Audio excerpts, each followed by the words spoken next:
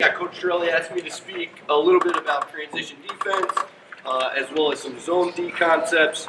So just want to talk about those, kind of what it's going to be about, and a little bit of data. So just to start though, obviously I'd like to thank Coach Torelli for putting this on. Some of the other coaches who I've had the pleasure of working for and being coached by. Again, a lot of the concepts and things that you're going to see, some of my philosophies have come from these guys. So again, just a lot of thanks to those guys for kind of getting me into the sport as well. So the first thing I want to talk about here is the pace of play, right? So this is a data sheet here that's going to show the first shot average after each situation, okay? So 3 situations here. The first one being a defensive stop. The second one is going to be any other ground ball, which we're going to spend a lot of time talking about. Right? So the any other ground ball situation is going to be your failed clear situation, your between the boxes situation, right? And then the last is your face-off, right? So face-off, you win that ground ball, right? Then starts that possession. So what you're going to see here, right, is the different paces for each one, right? So defensive stop, UVA, last year had the fastest, right? So from them possessing the ball, they are generating a shot in 31.3 seconds, right? That was the fastest. The slowest was 50.4, right? And on average, you're looking at 41 seconds there, okay?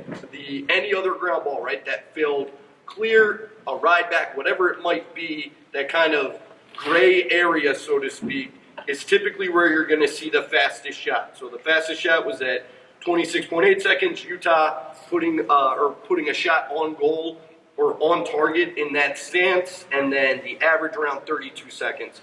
And then face-off, right, again, that's the second fastest, as you can see, 31.1 from Carolina, right, and the average of 39 seconds. So with that being said, we are going to do a ton of drills that are going to mimic ground ball situations, because that's typically where you're going to be most susceptible to some form of transition, right? Whether it's you're clearing the ball, you screw up, the ball hits the deck, the other team has a chance to pick up the ball. That is a transition opportunity that you have got to find a way to prevent them from generating a shot or generating a high-quality shot on your defense, okay? So what this means, right? 4 things, really.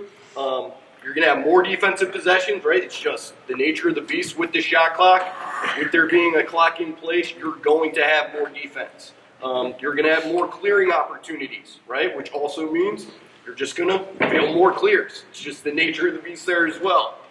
There's going to be more substitution, right? Because of those more clearing opportunities. And there's going to be more broken plays, right? So with all of these, right, there's going to be more port subs. There's going to be more tired play. There's going to be more ground ball situations. So you're going to have more transition elements kind of scattered throughout the game than your typical face-off fast break. Here's a 4-on-3 or clear into a fast break, right? With there being a time constraint, the ball's going to be going up and down a lot more than you're probably used to with the shot clock. So we tell our guys the one thing we really focus on is being great in the gray, right? That's kind of how we describe the substitution phase and the transition phase, right? So our transition defense philosophy at Hobart, right, is really kind of broken into 2 phases, right? Very similar to Coach Milliman at Hopkins, where he broke it down into transition and substitution offense. We do the same thing defensively, right, where identifying the situation is really us determining what situation there is from a transition standpoint, okay? So we break it down into 3 different ones. There's a settled aspect, an unsettled aspect, and an extra aspect, which we'll talk about next. And then we try and keep things as simple as possible, right? 1, identify that situation in terms of what are the numbers. You're either settled, unsettled, or extra.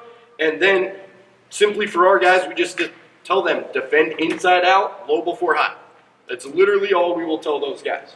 Inside out, low before high, right? Try and buy as much time as we can so then we can get matched up and get into more of a settled situation, right? And then that second phase is the substitution phase. So for us, we tell our guys to defend first, sub second. We play a lot of 2-way guys at Hobart, mainly because we want to limit transition opportunities for our opponents, but also generate some transition opportunities for ourselves from an offensive standpoint as well.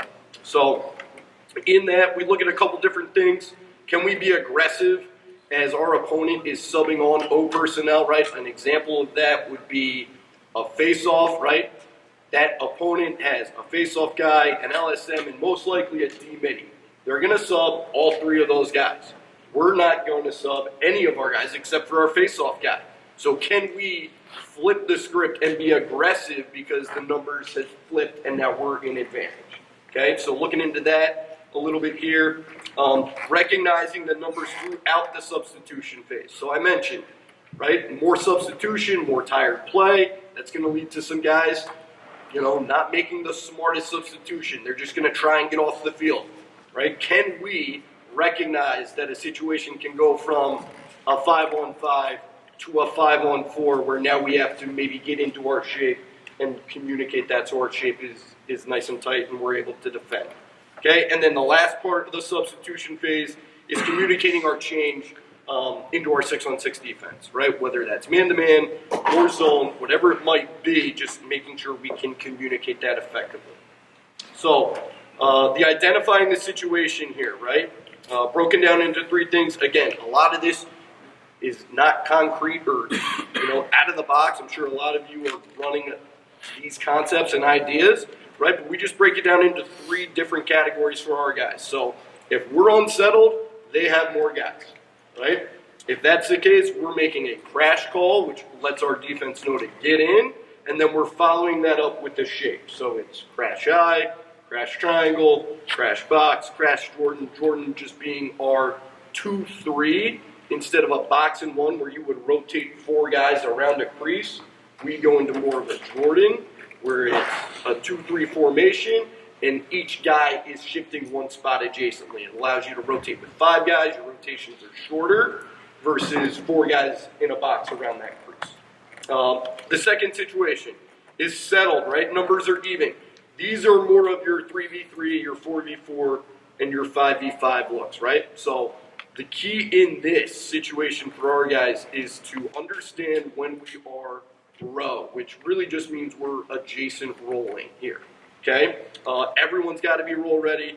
We're ready to have adjacent support. If it's a 5-on-5 or a 6-on-6, and we're still in that settled phase, which means we're trying to sub guys, we will support out of the crease. Just because, again, it's a shorter slide. You don't want to slide upfield into that easy pipe look or finish like Coach was talking about before.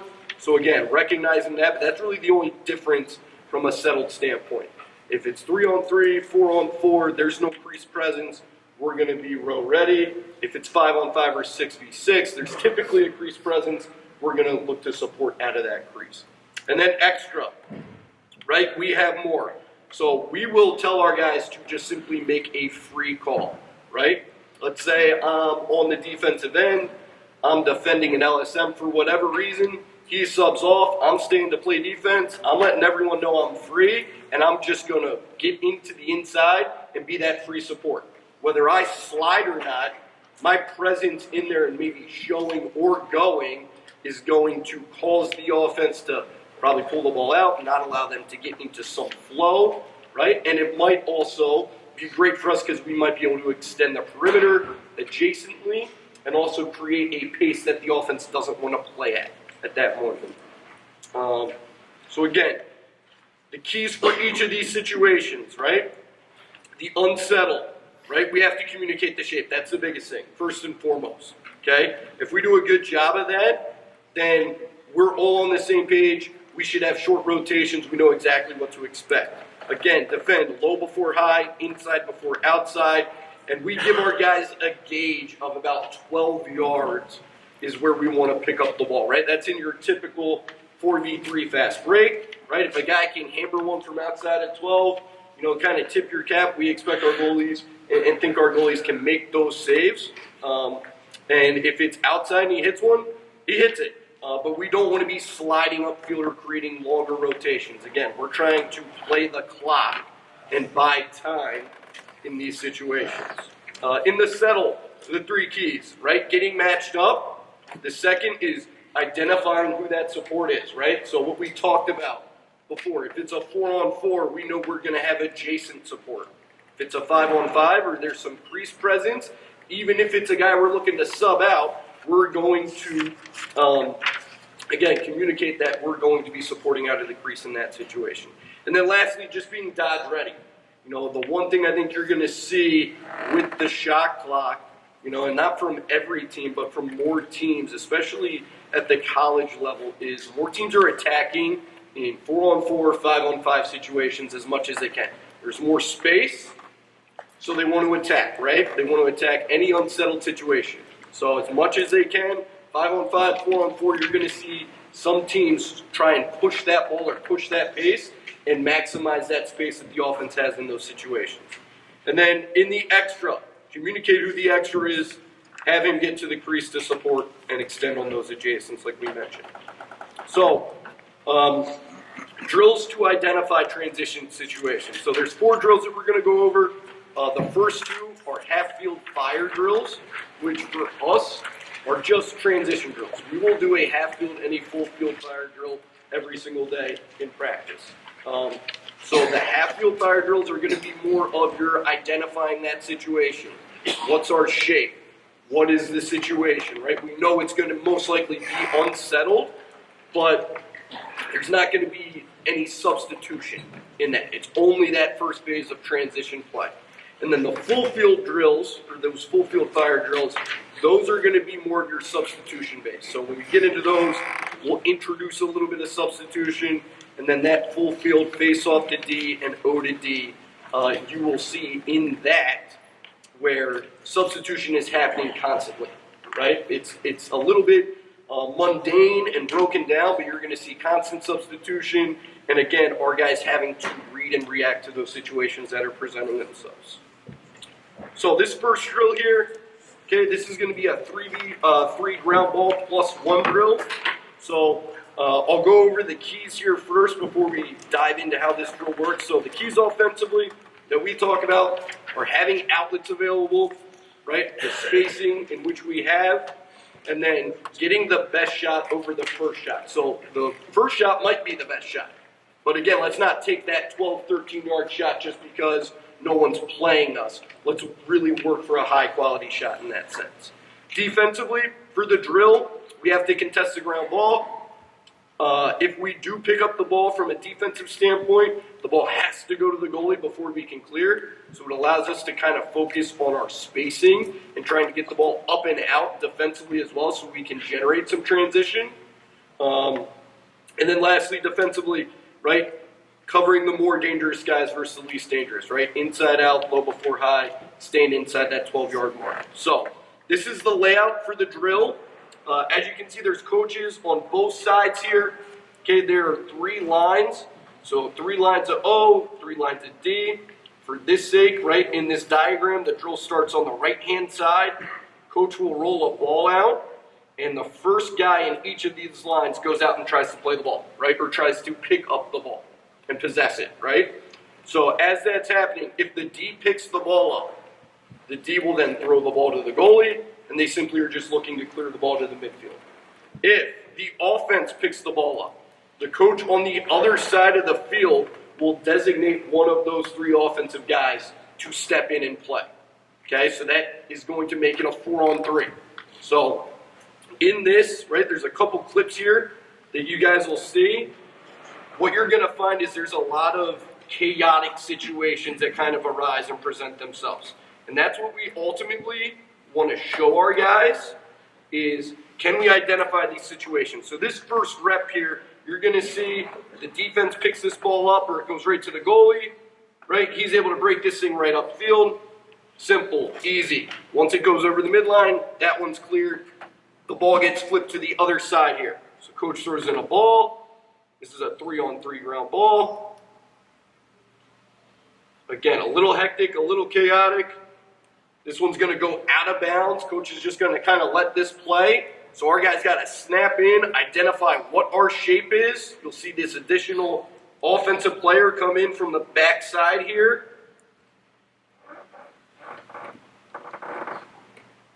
Okay, so now you're into your 4-on-3.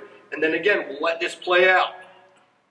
Okay, one thing that we really try and do a good job of defensively, right? And from a spacing standpoint, we're in pretty good spots here. The one thing I would say is as we're trying to get into shooting lanes, I don't love our guys reaching out with one hand because now you're extremely susceptible to hitches, secondary moves, etc. But when we are sliding or rotating, whether it's 6-on-6 or in this unsettled phase here, we are trying to slide into shooting lanes, okay? We try and have our guys position their body into that shooting lane, not necessarily the person, but the shooting lane of the stick. We want to try and force offensive guys. Can they have to shoot around? Can they have to shoot over, right? The more we can do that, again, a change in the angle for a shooter might affect him to have a bad shot and not put it on target. So you'll see here, 23 is going to go pursue this ball and look to pick it up. He loses the ball. So again, now we have to identify which shape we're in. Who are the more dangerous guys, right? And as this plays out, you'll see a pretty good job here of those defenders, again, getting in, giving up that 11, 12-yard shot that we think our goalies can make at a consistent basis. Okay, here, right, again, because that ball came from the other side, 9 steps in, pretty good gap play here by these defensive players. Again, just trying to keep this shape nice and tight, defending the more dangerous guys before the least dangerous. Okay, we'll just continually do this. Again, typically we'll do this drill earlier before we kind of build into numbers drills or other drills that you'll see later on. Again, it's simple, but we think we can accomplish a lot of things from it. Transition aspect from the defense, transition aspect from the offense, but also that next play mindset as well, where once we pick that ball up, can we get the ball to the goalie? Can we clear the ball, right? The offense, can they snap into, all right, we've lost the ball. Our defense starts right now in terms of them riding and looking to get that ball back. Okay, this last clip here. Okay, not a great job by the purple. They're just a little bit overextended. Not a ton of communication in terms of who's stopping this, right? Really should probably look to rotate into this ball, right, and be in this shooting lane, right, which we do not do there, obviously. And again, you know, this is going to happen with these drills. There's going to be plenty of clips where we don't do things very well, but it puts our guys in a situation where they have to identify what the heck is going on, right? It's not a 4v3 where they know exactly where the ball is coming in every single time. That's why we start a lot of these drills with a ground ball segment, so that way guys have to pick the ball up. They might be pursuing the ground ball, and all of a sudden they're like, holy crap, am I the point? Am I a pipe? What am I doing? Who's stopping the ball, right? It makes them have to think faster on their feet versus a coach just kind of tossing the ball to a midfielder and saying, okay, here we go. Here's a 4-on-3 transition drill. Okay, the next drill we'll talk about here is numbers drill. So again, the keys offensively are the exact same. Again, we try and keep things simple here. Defensively, contest the ground balls. Make sure we have one guy in the hole, right? So if we're trying to go pursue this ball, let's make sure we have one guy in just in case something doesn't go our way and we have at least some form of a backline support there. Okay, and then here's where the identifying the situation really comes into play. So in this drill, you can have a 4-on-3, you can have a 4-on-4, you can have a 5-on-4, you can have a 5-on-5, you can have a 6-on-5. Okay? In these clips, you're going to see a lot of 4-on-3, a lot of 5-on-4. But again, we'll talk about the variations that can allow you to have your guys identify the situations. That's why we love this drill, is because our guys have to recognize, are we settled or are we unsettled? Okay? So again, the last key, defending low before high, inside before outside. So how this drill works, you'll have the defense on one side of the field, right? As you can see here, you'll have the attack on the other side of the field, and you'll just simply start with 3 attacking, 3 defensemen in. The midfielders, which we call horses at Hobart because we have a lot of guys rolling two-way horses, we'll have all of our LSMs, D middies, offensive middies. All of those guys will run up top. So they'll play half offense, half defense. And those guys will typically split halfway through. So if we run this drill for 10, 12 minutes, 5 or 6 of those minutes you're going to spend on offense, 5 or 6 you're going to spend on defense. Obviously, all the D is playing D. So the midfielders are split up into 3 groups. So in this instance here, you have group 1. Here in the middle, you have group 2. And on that far side, you have group 3. Coach will start with the ball. He can throw the ball in really wherever he wants. He can throw it in down low to where the attack and D are. He can throw the ball up top to where the horses are. It's really up to him. And then we'll have one coach make the call. So if he yells 1, 2, which in this situation is the diagram, you will have one offensive player from line 1 come in, one offensive player from line 2 will come in. If coach says 1, 2, like he just does here, the previous number called releases the D player. So 1, 2, all of a sudden, here comes a defensive player from line 1. So if I yell 1, 2, 2, that would lead us into a 5-on-5 situation. That's where you are able to manipulate the situation. So in this practice, we really just kind of wanted to work on more unsettled, but identifying what the shape was. Whereas if you want to recognize settled versus unsettled, you can obviously manipulate and add those variations to this drill. So we'll go in here into this clip. There's about 5 for this one.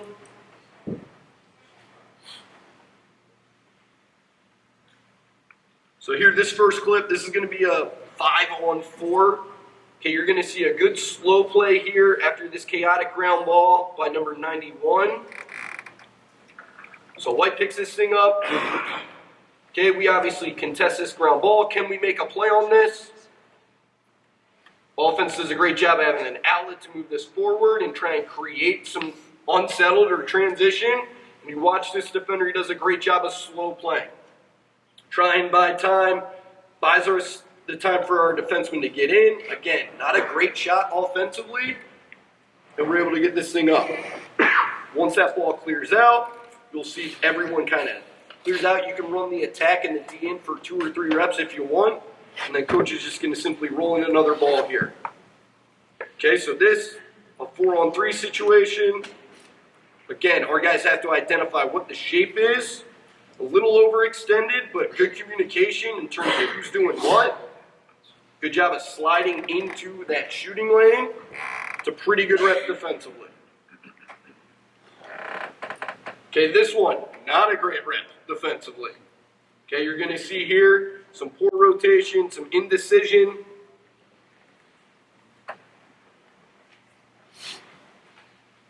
Okay, a great outlet by the offense, right? We rotate like way too wide at 15 yards, and now we're giving up a really easy scoring opportunity kind of on the doorstep here, right? We want to play inside out, right? Almost dare that guy to think, oh my gosh, I am so open, I should shoot this 12-yard shot.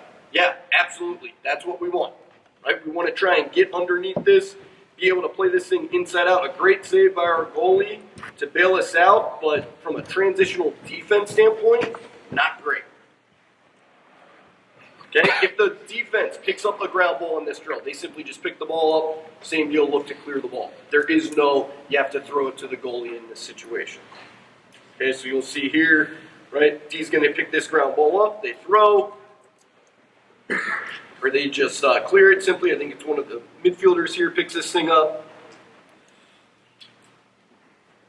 Right, runs through that thing, ends that rep, we clear it, we set up for this last rep here.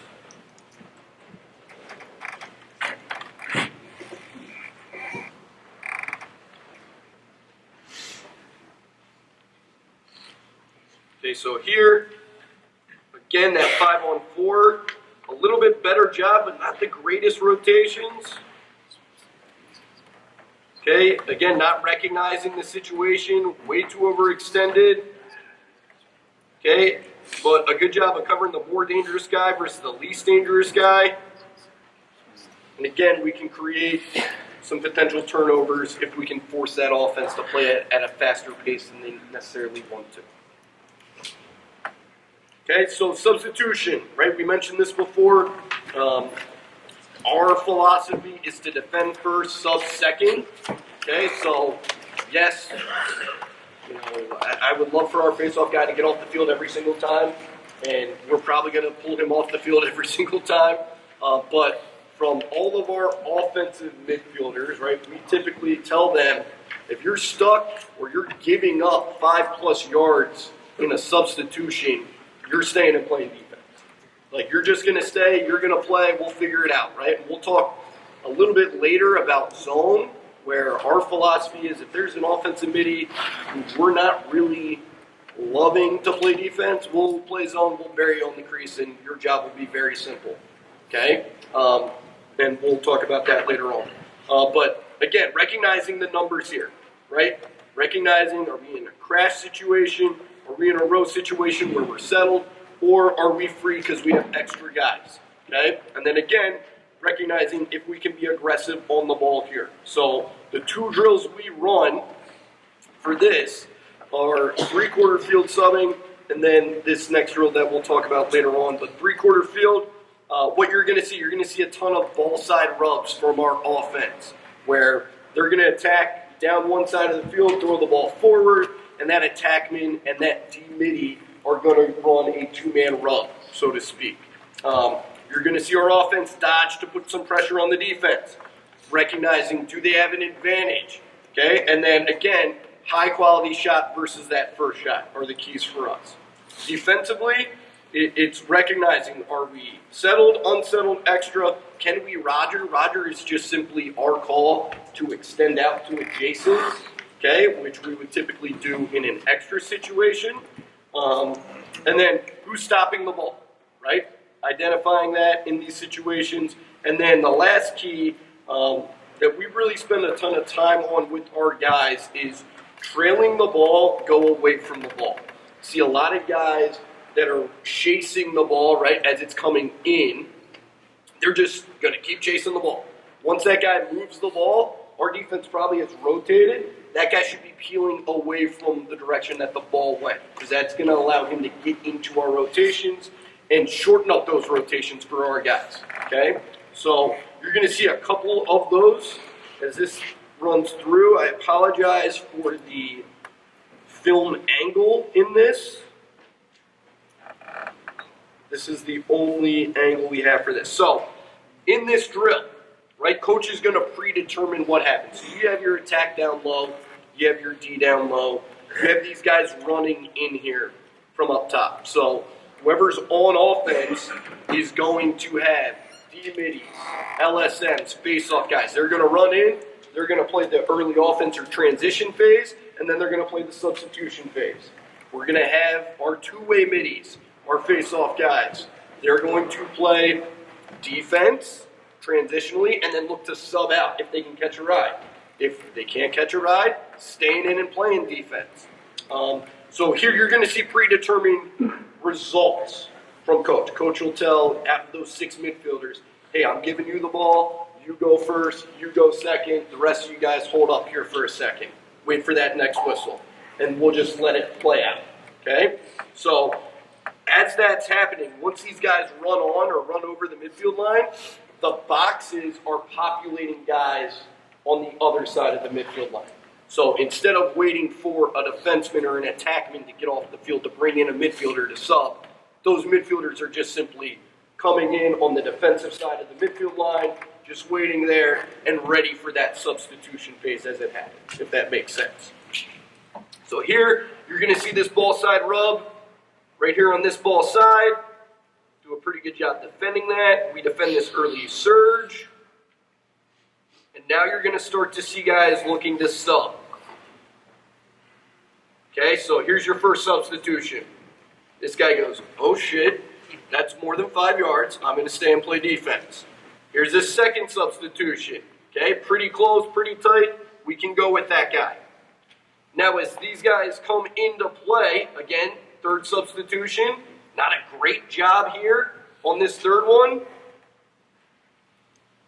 Because you're going to see, right here they have an advantage, right? This trailer's coming in. He's just outside the frame right now, but that would be 1, 2, 3, 4, 5, 6 guys on offense. We have 5 guys defensively. So now we have to do a great job of recognizing what's our shape. We're in an unsettled situation right now. We have got to identify that shape and get into that shape. You're going to see this trailer defensively come into the picture here late, right here. The ball's over here, so don't chase the ball. Run away from the ball, right? Or away from where the ball goes. All of a sudden, he's starting to go here, but the ball gets thrown here. A great job by our defenseman to send him inside, and then he can step up. And now, we've gotten through the transition phase, we've gotten through the substitution phase, and now we're just playing 6-on-6. So we'll give a predetermined time, typically about 45 seconds, just so the pace is really, really high for this drill, right? We don't want to give them a full 60 seconds. You'll see guys are just kind of not urgent from a substitution standpoint, so that's why we'll do that. And then we'll just let this play out. So right now there's 24 seconds. They're just going to let this play until there's a shot, until there's defense, gets a stop, whatever it might be. Right? And sometimes if it's stagnant, coach will just blow it dead right there, and we'll move on.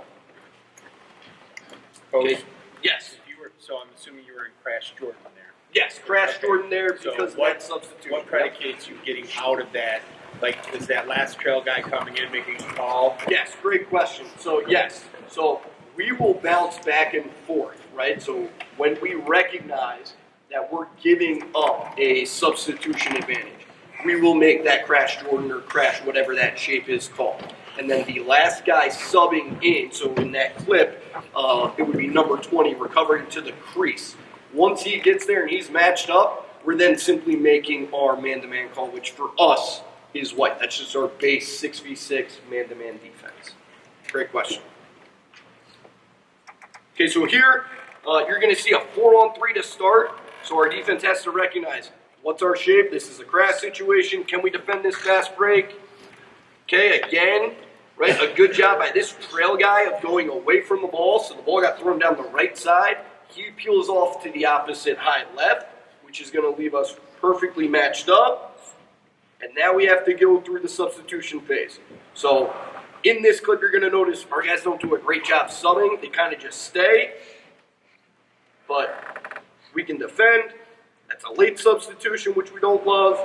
If we can get the ball defensively, we're then just simply looking to clear the ball, and then that kind of ends that run. So any questions about this drill? The last transition drill, which we will run as a full field fire drill, is a drill that we call face-off to defense and offense to defense. So there will be 3 predetermined things in this drill. There's going to be a face-off win backwards, there's going to be a face-off win forward, and then there's going to be an offense to defense drill where coach is going to say you have 5 seconds to score or just shoot the ball, and then offense is going to have to ride, defense has to be ready for that transition phase as well. So this one's a little bit more mundane and monotonous, and a little bit more broken up, not as free-flowing as the other drills, but we feel like this drill is going to allow us to recognize all the situations. Again, how many drills can we put our guys in situations where they have to recognize transition situations, substitution situations, communicate getting into our 6-on-6 defense? So, again, all the keys are essentially the same here. So I'll just let this one play out.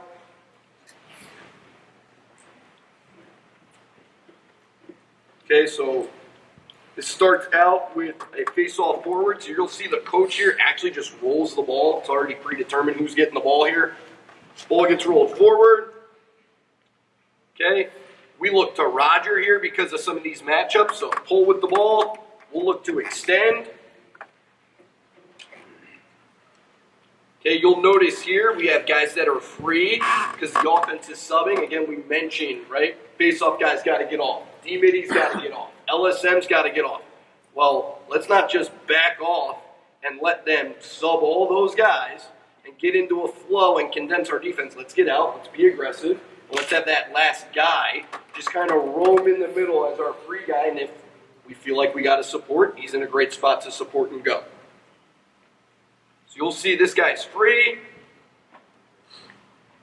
Now we're going to bounce out.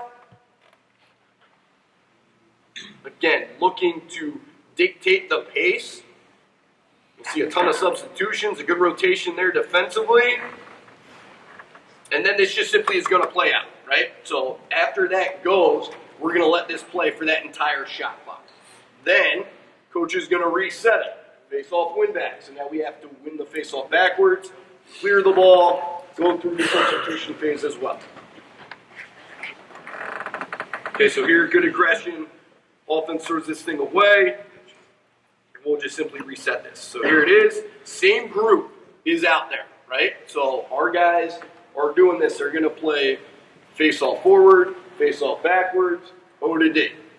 Right? They're doing that the entire time. We're not subbing, oh, you get to play face-off forward. All right, you're coming out now. Different guys coming in for face-off D. You have to play all three of these situations. Again, the main reason we do it is because if we do it this way, our guys are getting exhausted and they've got to make tired decisions. Okay, so you'll see face-off win back here. Our goalie kind of chucks this thing, right? This is an immediate crash situation for us. The ball's over our head. We're yelling crash. We do a good job of getting this thing. Here comes a failed clear, which leads to another crash situation, so we don't give up transition.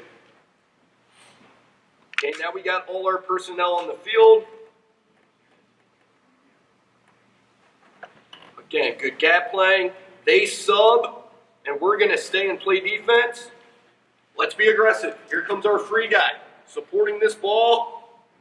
They don't have great outlets in this clip.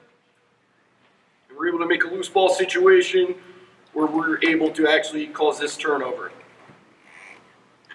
Okay, and play gets stopped there, obviously. Offensive guy getting hit. Okay, and then this last one, right? Predetermined, O to D. Coach will say like 5, 4, 3, 2, right? For these guys to generate a shot. They get a shot. Boom. Now we are right into that transition phase. Okay? Another reason this is great, and in this clip you're going to see, this is a great ride by Purple. Okay? And White does not do a great job of flipping the script to crash, right? So, fail clear. A little bit of chasing the ball all over the place here from the White team. Not doing a great job of playing inside out because, as you see, we just kind of leave guys. We're defending a pole at like 18 yards, and we're leaving this guy wide open here as he's crashing down the middle. So again, it puts our guys in really challenging spots where they've got to determine what's the best decision for our defense to give up the shot we want, if that makes sense. Okay, so just going to let this play out here. A couple of clips where you can see it in full effect here in the game. So the first 3 clips are going to be face-off losses, but we have the ability to be aggressive here because they don't do a great job subbing or a great job recognizing. So as we come in, you can see this guy's free. Now he works in. This guy subs. We get another free guy. And again, we can be aggressive, kind of take them out of their flow, right? We don't want to just get all in, get really packed and condensed. That's typically where offenses look to operate, right? Coach Milliman mentioned, can we get that third guy subbing on the field, the ball all the way at the top of the box and the ability to dodge downhill north-south? Well, we can prevent that if we can get out and be aggressive adjacently. Maybe that guy's not just throwing that easy pass up top. Okay, again, recognizing the matchups, right? Pull on pull, extend adjacent, easy turnover, right? Again, the more you can do this and kind of force teams into decisions that you want them to make, you're going to be able to limit some of these transition opportunities.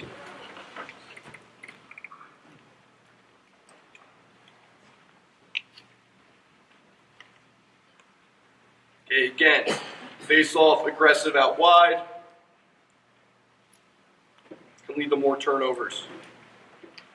Okay, any ride where we feel like they break it.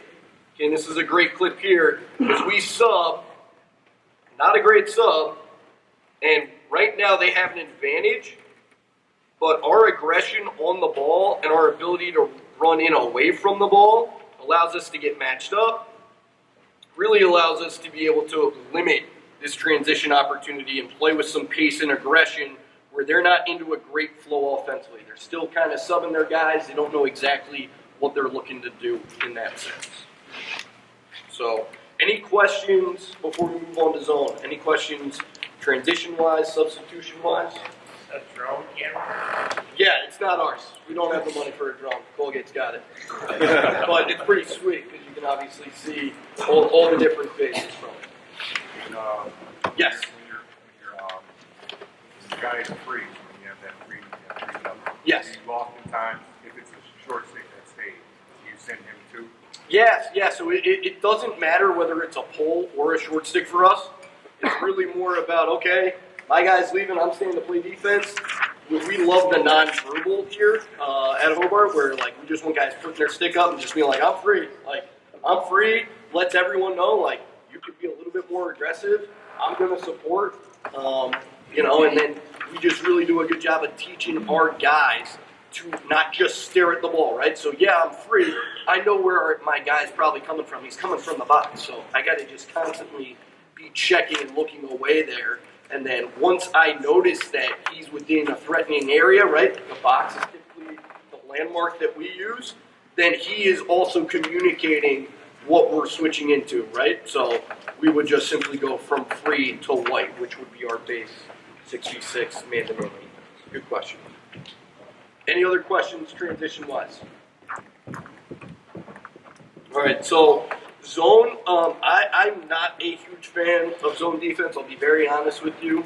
Or a zone defense that's just kind of a 3-3 zone, right? Where you just kind of sit in, hold spots, and kind of let teams bomb away and hope for the best, right? I think offenses are more dynamic now. Players are really smart, and you can step into gaps, and guys can shoot the ball better than they ever have. So we run a different style zone where you're going to see 5 guys on the perimeter. We identify it as 2 pipe guys, 2 wing guys, a point, and our short stick that's on the crease. That short stick that goes on the crease, that is your, like, you play the crease. We don't want you playing defense, but you're stuck, go to the crease. You're just going to play the crease guy. Okay, we'll talk about that. If you got 2 guys that are in, the guy that you trust to play defense, put him on the perimeter. The guy that you're worried about, bury him on the crease defensively if you're going to do this. And then there's really just 2 keys to this zone. It's knowing who's next to you because it's an adjacent supporting zone, and then it's matching the shape. Okay? So situations to run zone. I'm a big believer of running it after a failed clear, because maybe your defense has played a possession that's a minute and a half, whatever it might be. Okay, let's drop into zone. It's a different look. It's a different change of pace. Your O personnel is stuck on D. Great. We don't want to play the substitution games that they're doing. We'll drop into zone with you. Out of bounds, we want to change the pace, or after man down, right? We play a lot of guys, so a lot of our man down guys are typically not our 6v6 players, so a great way for us to have them play man down and zone is they're 1-1. It's essentially the same thing for a lot of the principles, so we'll have him do that. So the first thing that I wanted to talk about is just kind of this basic shape here, right? So if they're in a 1-4-1, right, and the offense here is in black, the ball's on the wing here, our guys in orange are simply just going to match the shape. So we have our 2 wing guys, we have our point guy, our short stick is going to play the ball side crease, and our ball side pipe is going to go out to X, backside pipe is just going to fill in that crease. Now, if for whatever reason this guy goes out to play the ball, the pipes are essentially able to flip-flop, right? It's just a communication piece between those guys. If you and I are playing the pipes and I'm saying, hey, I'm going out to play the ball, then you simply know you're stepping in to fill that crease. But we can have that conversation. But we would like to get out ball side if we can. Okay, if it's a 1-3-2, you'll see here we're simply just matching the shape of this offense. So your wing's going to play the ball, your ball side pipe goes out, your backside pipe, instead of stepping into the crease, there's no one there. So he's just going to step up to the wing to be able to match this. Okay, so this clip here, you're just going to see not great communication between these two pipe guys. Okay, you'll notice that we match the shape. Right, here's our crease guy. He's just going to cover that guy unless he leaves.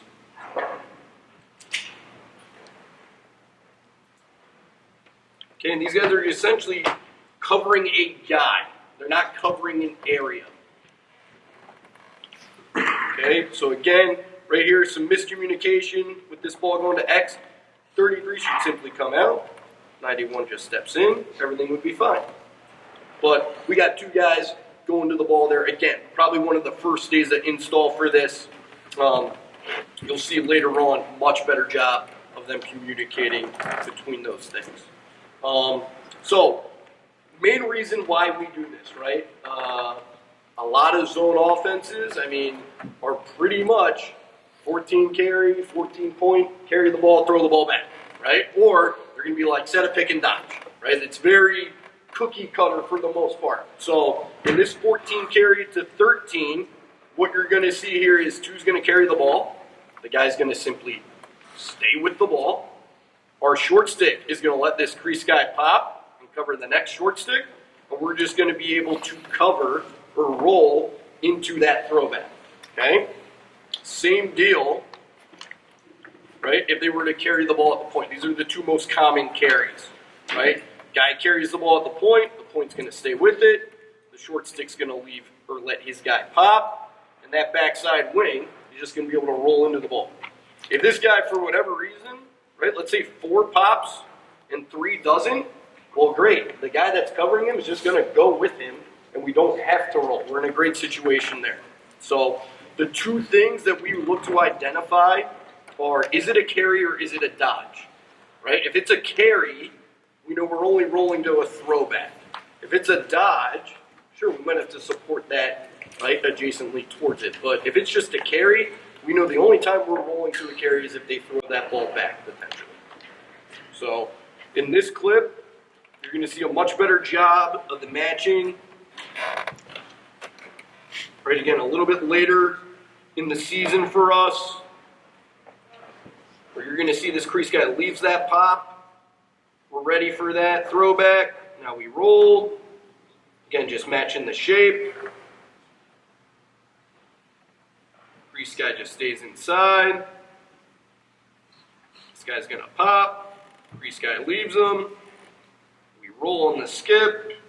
And again, we're just matching that shape. They throw that ball inside, and we're able to kind of just collapse there. Right, again, it just kind of takes the offense out of their flow in terms of what they want to do. Right, again, it's just a different look. It's not your basic pack it in 3-3 and the ball's getting zipped all over the place. Here you have a little bit more freedom to play the ball, right? Obviously, we don't tell our guys to extend all the way out. We tell our guys to pack it in, so our rotations are short. But again, the looks that a typical zone offense would operate with, right, with those carries or those picks or those dodges, they're not as easy to see if you are constantly matching the shape in the zone defense. So the rules that we have, right, on ball, there's only 2 rules. Play the ball hard, keep the ball one way. I will say, you can have the ball go away from the goal or upfield, you're probably in a better situation versus having that guy dodge the alley and rotating from the pipes, because now that ball can get thrown to X, now that guy can survey inside. Cutter rules, right? When the ball is above, we will pass cutters. If the ball is below goal line, we'll just simply go with the cutters. Just go with. If guys are confused as to whether the ball is above or below, we're like, go with guys. If you're confused, go with the cutter. Rolls, again, only dodges to the goal, only on those throwbacks. And then again, that crease is always a short stick. This is a rule that we kind of put in place. If you are, if you're lost for whatever reason, right, you don't know where you are, just run to a pipe. Run to a pipe, and you can tell the pipe guy to press up to the wing. Cover the lowest guy before the highest guy. And our guys constantly do that, and it kind of allows us to re-engage or rematch that shape that we have. Okay, so Last clip here, the last slide, okay, about 5 clips, just some zone, okay, where we kind of sprinkle it in. So here again, not a great video angle, but you'll see we drop into zone. Here's our crease guy. We're just going to simply match the shape of their offense. And they just tend to play a little bit slower when you're matching.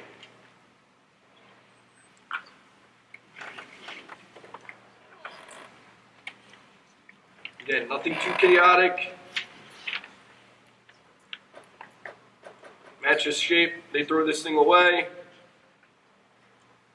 Easy transition to get that ball up and out. Okay, here in this clip, you're going to see we have 2 guys get stuck here. We have an attackman that gets stuck, and we have a midfielder that gets stuck.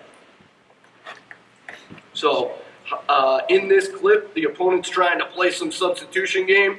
Our guy's like, forget it, I'm just going to stay and play defense. I don't even want to deal with this.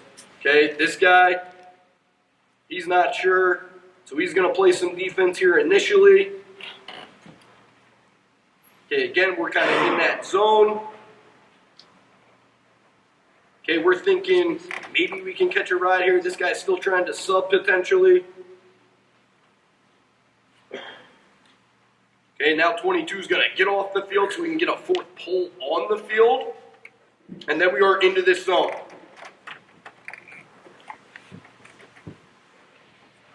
So right here, you're going to see 23 is our crease guy here. He's just going to stay inside. He knows someone's going to cut into the crease. Okay, he blocks a shot.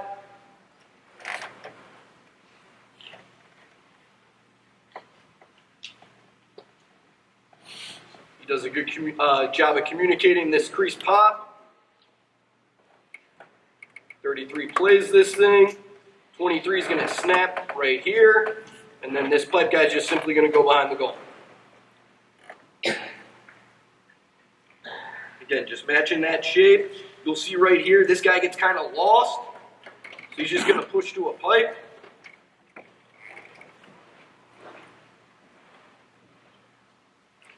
Again, the matching of the shape can just throw off a lot of the rhythm and the flow of what your opponent looks to do.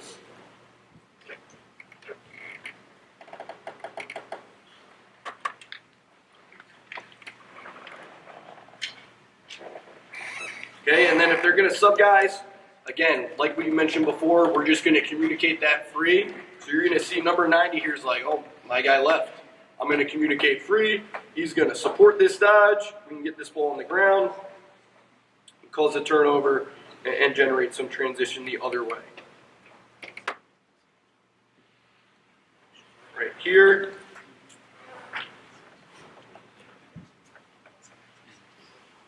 Okay, we got a face-off guy stuck on the field here. Right, so we're looking to sub him out.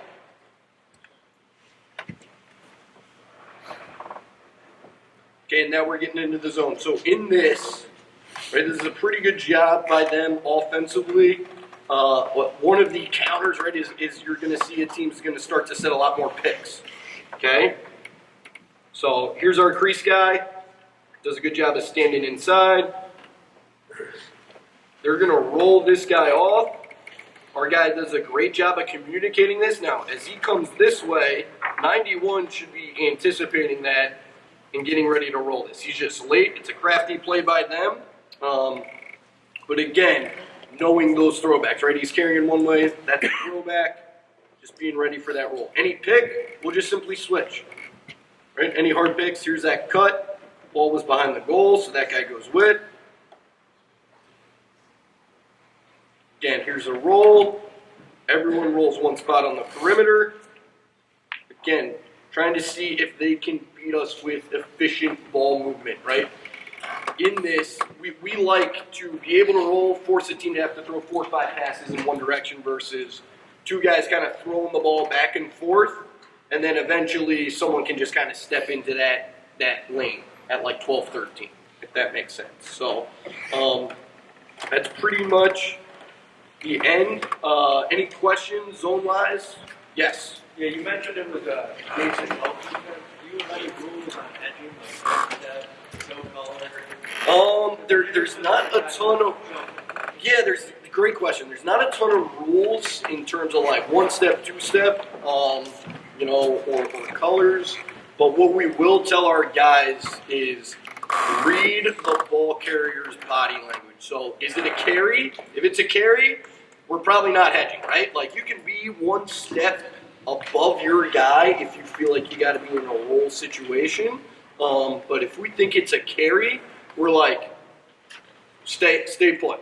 If we think it's a dodge, right? And typically our short sticks are going to get dodged in this. Then we're probably stepping a little bit harder and being roll ready and a little bit more roll conscious today. So, but again, for our guys, a lot of it is kind of picking up the ball at like 16 to 18 yards. So when we do have to roll, those rolls are short and concise. And also, if we're rolling well and aggressively, when we have to, you're going to see that those passes that typically are made with a lot of space are a lot harder for offenses to make in a confined area, right? He's dodging hard. Now that 10-yard pass is a 6-yard pass. That pass is a lot harder for them to complete versus that easy 10-yard pass where he's going full speed. Anyone else? Do you also look at matchups, look at guys' strengths in terms of how much you maybe hedge? If they have a really dominant player, or do you tell your adjacent guys to play it differently? Yeah, you know, I think for us, we don't tell the hedge as much. I think for us, it would be more of a, like for instance, we have a rooster call, which is we do not like the matchup. And we're not a matchup-driven team. We are more of, if a short stick's matched up on a guy that we don't love this matchup, we're just going to be ready to support it. So again, if we can keep that ball going one way, that obviously helps our guys immensely because we're like, okay, he's going to the right. Perfect. We can still support that and be aggressive there. So I would say instead of the hedging, it would be more of, hey, this is a rooster situation. Johnny is not great at covering this attackman, and we're going to look to rotate into that guy. Anyone else? All right, awesome. Thank you, guys.